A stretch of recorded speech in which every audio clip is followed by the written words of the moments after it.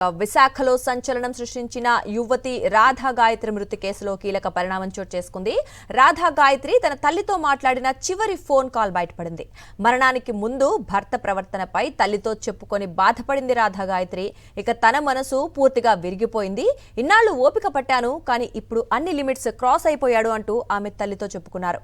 అంతేకాకుండా తన గురించి భర్త చెడుగా ప్రచారం చేస్తున్నాడని, మానసికంగా వేధిస్తున్నాడని కూడా తల్లికి వివరించింది. ఇక ఈ ఫోన్ కాల్ ఇప్పుడు కేసు దర్యాప్తులో కీలక ఆధారంగా మారే అవకాశం ఉంది. అమ్మ, మా అత్తగారు ఫోన్ చేశారు. ఎందుకమ్మా ఇవన్నీ వస్తున్నాయి? నేను ఈ మాటే విన్నాను, ఇవన్నీ చెప్పారు. నేనైతే అత్తయ్య గారు, నా మనసైతే ఫుల్‌గా విరిగిపోయింది. నా గురించి ఇలా బ్యాక్ బైటింగ్ చేస్తున్నాడు అని నేను చెప్పేశాను. అందుకు ఇలా అని చెప్పాను నేను. సో, ఏవైనా ఉంటే అత్తయ్య గారు, మీ అబ్బాయి ఏదైనా నేను తప్పు చేశాను గానీ, ఏదైనా చెప్తే గనక నేను వాడిని కాల్‌లో యాడ్ చేస్తాను ఉండమ్మా అన్నారు. నేనైతే తనతో మాట్లాడదలుచుకోవట్లేదు. మీకేమైనా చెప్పాలి అనుకుంటే ప్లీజ్ మా మమ్మీ వాళ్ళతో మాట్లాడండి.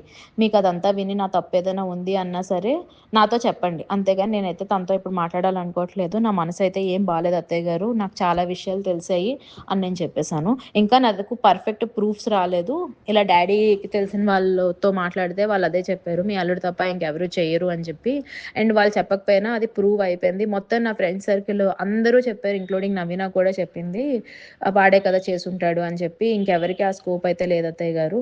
అది ప్రూవ్ అయిపోయింది. ఇంకా అది తెలిసాక కూడా నా మనసు ఇంక మనసులో లేదు. ఇన్నాళ్ళు ఓపిక పట్టాను.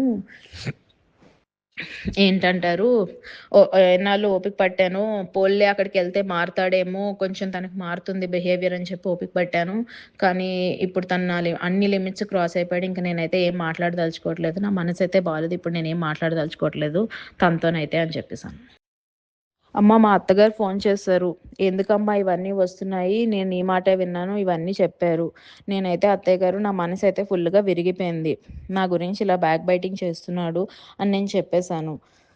అందుకు ఇలా అని చెప్పాను నేను. సో, ఏవైనా ఉంటే అత్తయ్య గారు, మీ అబ్బాయి ఏదైనా నేను తప్పు చేశాను గానీ, ఏదైనా చెప్తే గనక నేను వాడిని కాల్‌లో యాడ్ చేస్తాను ఉండమ్మా అన్నారు. నేనైతే తనతో మాట్లాడదలుచుకోవట్లేదు. మీకేమైనా చెప్పాలి అనుకుంటే ప్లీజ్ మా మమ్మీ వాళ్ళతో మాట్లాడండి.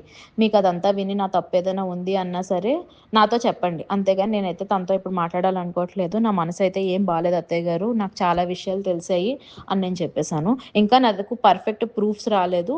ఇలా డ్యాడీకి తెలిసిన వాళ్ళతో మాట్లాడితే వాళ్ళు అదే చెప్పారు. మీ అల్లుడు తప్ప ఇంకెవరు చెయ్యరు అని చెప్పి.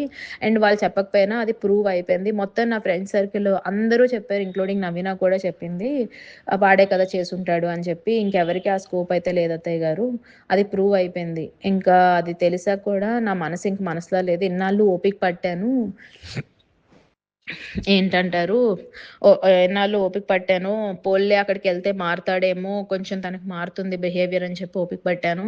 కానీ ఇప్పుడు తను అన్ని లిమిట్స్ క్రాస్ అయిపోయాడు. ఇంక నేనైతే ఏం మాట్లాడదలుచుకోవట్లేదు. నా మనసైతే బాలేదు. ఇప్పుడు నేనేం మాట్లాడదలుచుకోవట్లేదు తనతోనైతే అని చెప్పేసాను.